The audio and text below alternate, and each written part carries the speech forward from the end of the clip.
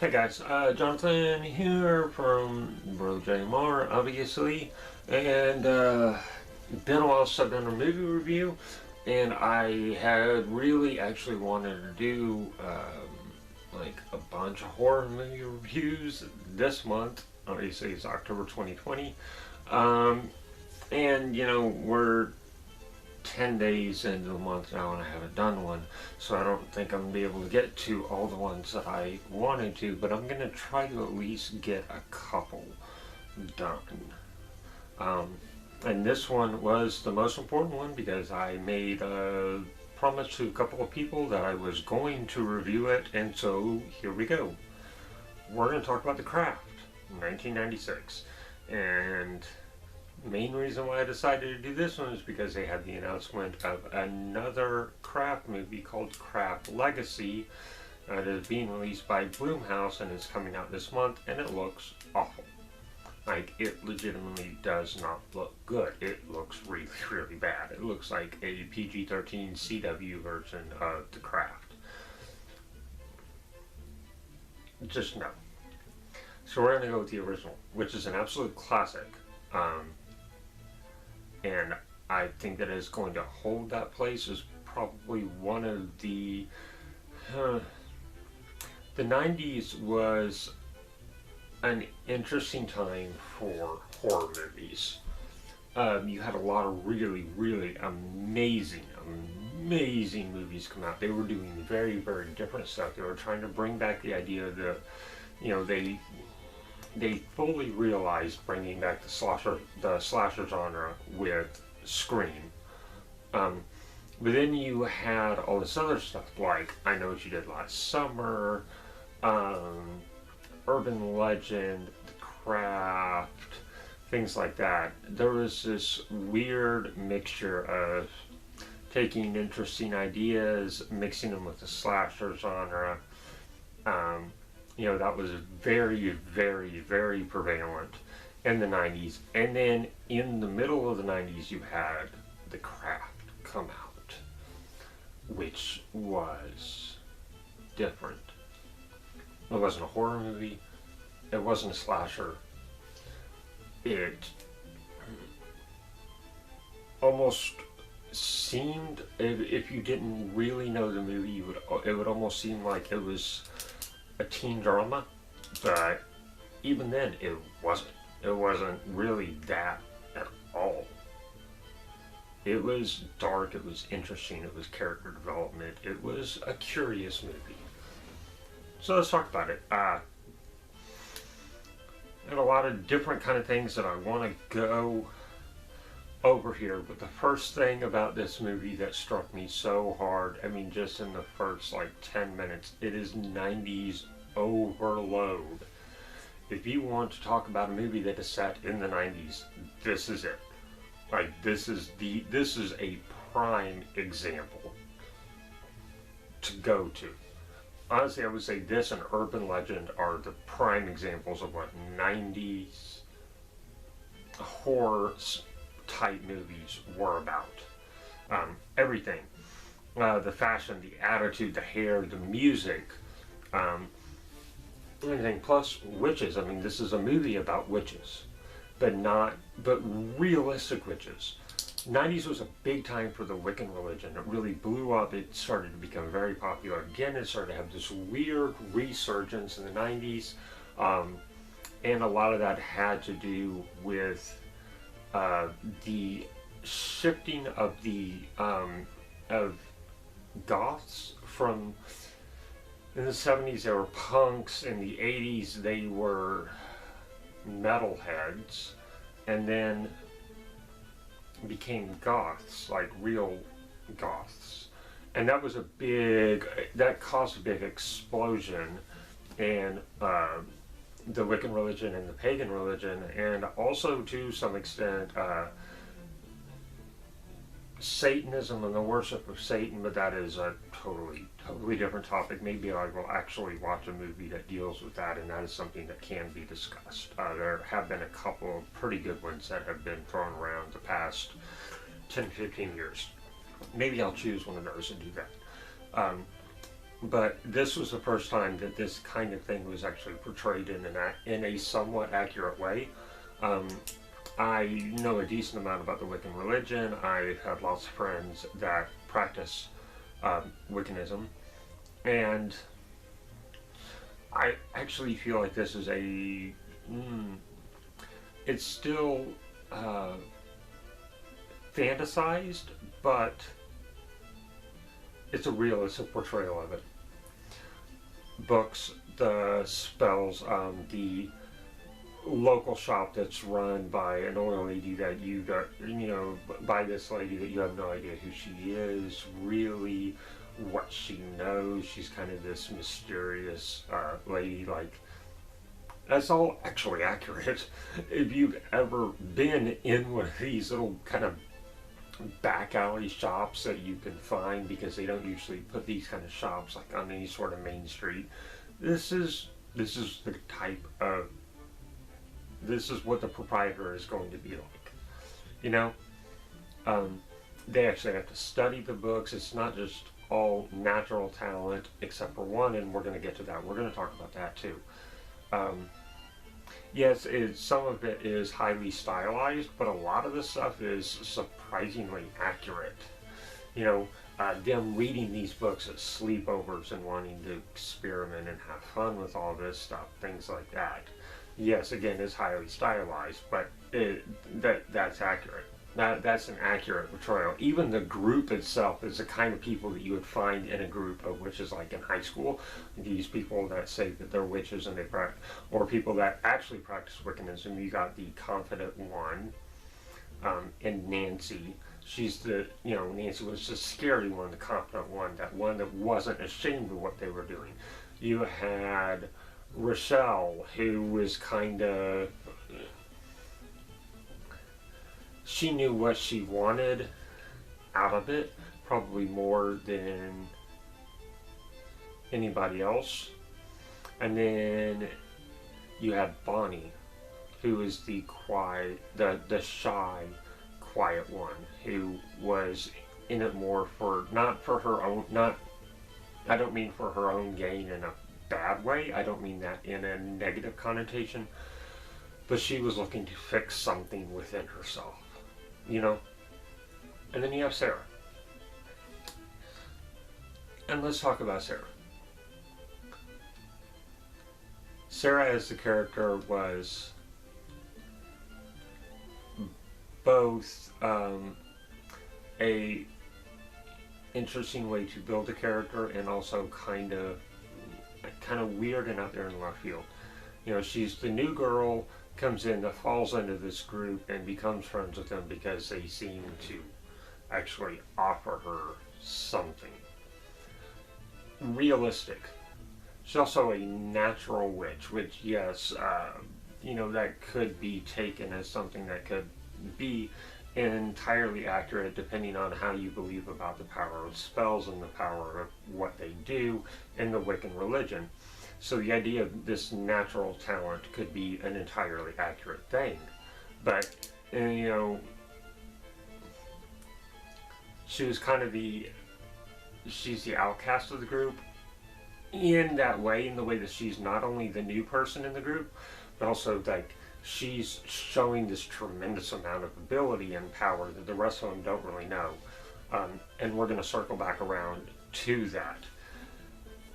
There's actual legitimate interesting backstories for all the characters and why they're doing this, Obviously, Sarah's a new girl that has this natural talent that falls in and is just trying to make friends.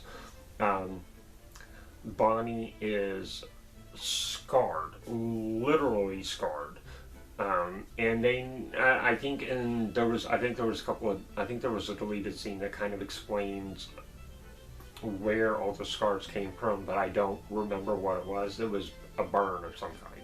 She was burned badly, and she was trying to find confidence and power in herself. She wanted to make herself as beautiful on the outside as she was on the inside, even though she's been being played by Neve Campbell, who was gorgeous, just gorgeous. Still is to this day, And there was Nancy, who had lived in this crappy, broken down trailer and had this not great home life, had an abusive stepfather and a mother who drank too much, and really she was looking for power to get out of her situation. And then there's Rochelle. Rochelle's interesting because in the movie itself it didn't portray what was going on, why she was in it. It is in a deleted scene, and I hate that they cut it out. I really hate that they cut it out. And Rochelle's was kind of a fun one because it actually shows her home life to be perfectly normal. Nothing bad there, nothing really bad in her life except for, she is African American, she gets bullied, and, she gets bullied by some racist people at school, specifically one girl. But her home life is normal, and so normal to the point where it's boring. So she's literally just doing this for the excitement of it. Like, she's just looking to have a break from her boring life. And I feel like all those backstories are important because they all come back and bite everybody in the butt at the end. But I do want to quickly talk, before I continue, about the actress who played Rochelle. Her name is Rachel True. She is a very, very talented, very beautiful actress.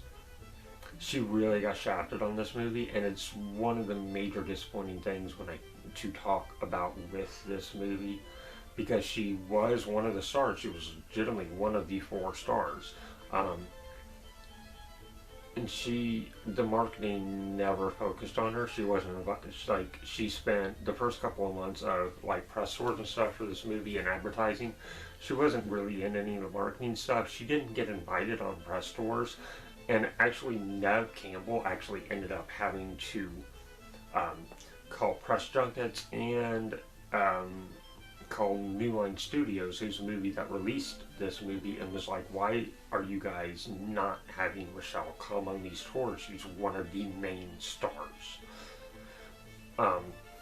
Neve Campbell and Rachel True became very good friends during the film of this movie, and they're apparently still friends to this day, which I love. I love to see that. She actually had to stand up for her, and eventually they started bringing her along. She was a little bit happier, but she's always had some resentment towards this movie, which is really a shame because she was a great part of it. I actually liked her character more than probably any of the other ones. But yeah. Okay. Let's talk about the beach scene here. There's a scene where they go on a beach to try to invoke a spirit of Manon, who is a fictional deity they made up that's basically supposed to be almost like Gaia, like this being that encompasses everything. Just almost everything about this scene was just so perfect. It was beautifully shot. There was some really interesting details in there, little things, like their choice of animals. Bonnie chose a butterfly, brought a butterfly along as her familiar because she wanted to be beautiful on the outside, not just beautiful on the inside. This was before her scars really started to disappear, although they had already started to. Like the beginning process was already there. God, I can't remember all of the other ones. I'm sorry, it was all there. But another one, Nancy brings a snake because she's in it for the power only, and also she's kind of squirrely and sneaky, things like that. Their locations and elements was something I thought was really important during this scene. Okay, Nancy takes the place of Air. She calls Air because Air is an invisible force that is there, and she was already starting to exhibit the signs of just wanting to be in pure power. She wasn't in it for the Coventry or the sisterhood. of it all. She literally just wanted nothing but power. Air also stood for invention, and she was trying to reinvent herself, and she ends up doing it, and it does end up backfiring again. Uh, Rochelle takes the place of water because she is a swimmer. She's a diver. That shows her on the diving team. It's one of her main character aspects. Bonnie stands in the place of fire, obviously because of the burn scars that she has on her back.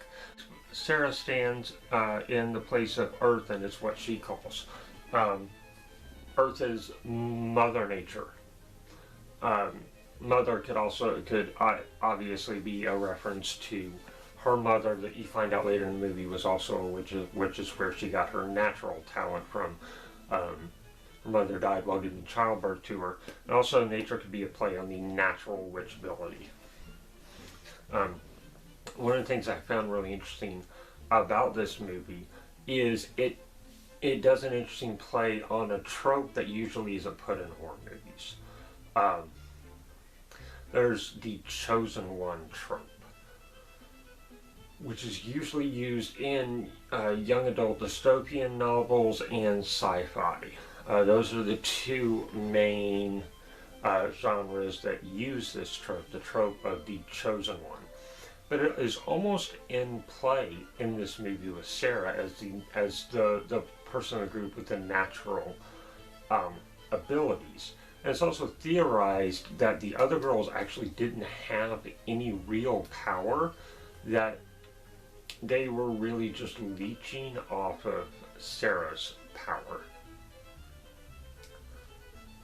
Up until the end when Nancy actually invokes Manon and gets it, and then she starts to get power of her own, but it isn't used in the right way, and which is why the ending happens as it does.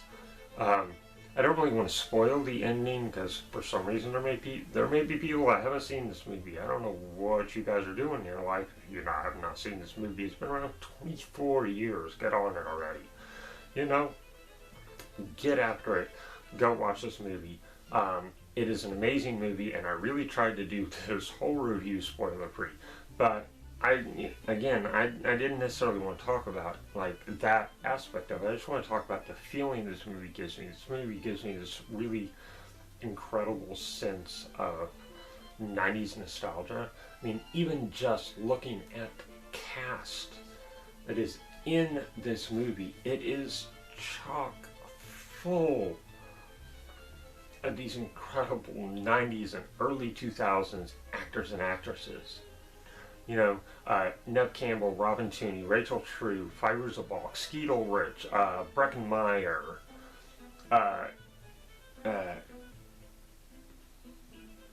Christina, God, what is her name? I'm sorry, I'm just completely blanking.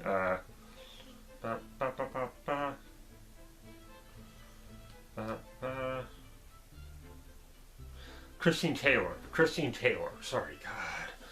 Ooh, yeah, Christine Taylor. Like, these are actors and actresses that helped define what the 90s was. I would say most especially Neve Campbell, with the Scream franchise, which also had Skeet Ulrich in the first one. Breckin Meyer obviously was huge in the 90s. Fairuza Balk was, I feel, probably for many, the epitome of the... She was the girl that every guy in the 90s crushed on. But a lot of them didn't want to admit it. She plays crazy really, really well. And she actually got so invested in this movie and knew a lot about before this movie even started. But they actually had a expert, like an actual coven leader on set, and also somebody who knew a lot of history of the Wiccan religion and a lot of the smaller details. They actually had them on set as experts. And Fairuza Balk got so invested in this religion in the study while they were doing this, she ended up actually buying a Wiccan shop in New Orleans and ran it for like 6 years um, before she eventually sold it, I think in 2002, somewhere around there. She eventually ended up selling it, but she actually still practices Wiccan to this day, you know. I feel like this movie was really trying to do something right. They were trying to do something different, and they were also trying to do it in a very respectful way, and not just, you know, not like hocus pocus type witches. You know, they were actually trying to do something. It's one of few movies that I can think of that actually portrays witches and the practice of Wiccanism in a, I feel, not a positive light, because it's not a positive light that they're trying to show in this movie, but it is realistic. This and Practical Magic. Practical Magic is another one. Again, highly stylized, but I feel it's an accurate portrayal. Which is why I think this movie is one of the better movies from the 90s. I would rank it in probably top 5 movies from the 90s in the sense of the horror genre. Even though I don't feel this is necessarily a horror movie, but it fits into the genre in its own way. If you haven't seen it, watch it. If you have seen it, watch it again. It deserves it. This has been Jonathan. Thank you for watching and signing off. And I will try to get another. Maybe couple of reviews in this month. I'm not totally sure if I'm gonna be able to, but I'm really gonna try. I do have a couple in mind that I want to do, so we'll see.